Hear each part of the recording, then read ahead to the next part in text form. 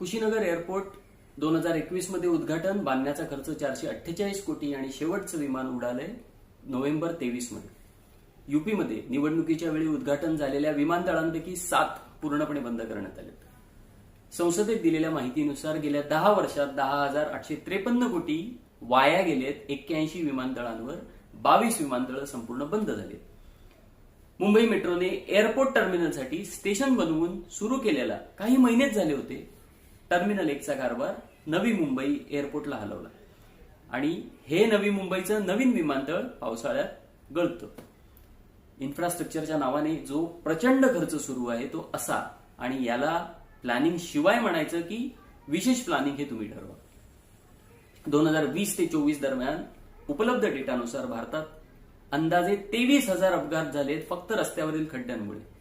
आणि ही उपलब्ध आकडेवारी आहे, यावरून खरा आकडा किती मोठा असेल याचा विचार करा. उद्घाटन झाल्यावर वर्षभरात, महिन्याभरात किंवा आठवड्याभरात पूल कोसळतात, रस्ते वाहून जातात, बोगद्याला लिकेज झाली या बातम्या येतात आणि याचं आश्चर्य सुद्धा वाटेनसं झालंय. काही प्रोजेक्ट तर वर्षानुवर्ष ऐकतोच आहोत.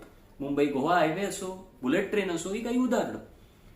म्हणजे प्रोजेक्ट अनाऊन्स झाल्यावर रखडणार आणि जर पूर्ण झालाच तर त्याच्या गुणवत्तेचा प्रश्न.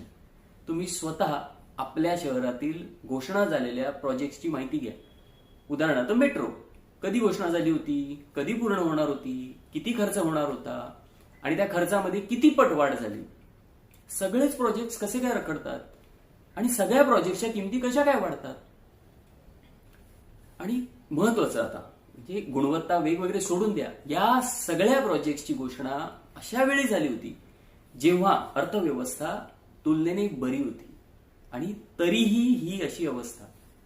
आणि सध्या महाराष्ट्रातील कंत्राटदारांचे हजारो कोटी थकले म्हणून त्यांना कोर्टात जावं लागतंय, आंदोलन करावं लागतंय. काहींनी उघडपणे त्यांना कमिशन द्यावं लागतं, हे कॅमेरावर सांगितलंय. मी 56% हा आकडा ऐकला होता. सध्या अर्थव्यवस्था अतिशय नाजूक आहे. स्वतः पंतप्रधानांनी सांगितलं की प्रवास टाळा, सोनं खरेदी करू नका. म्हणजे एक प्रकारे त्यांनी याची कबुली दिली. अशा वेळी ज्या प्रोजेक्टची घोषणा होतीये त्यांना पूर्ण करायला आधी लागायचा त्यापेक्षा किती जास्त वेळ लागू शकतो आणि ते पूर्ण कदाचित होतीलही का याचा स्वतः विचार करायला हवा.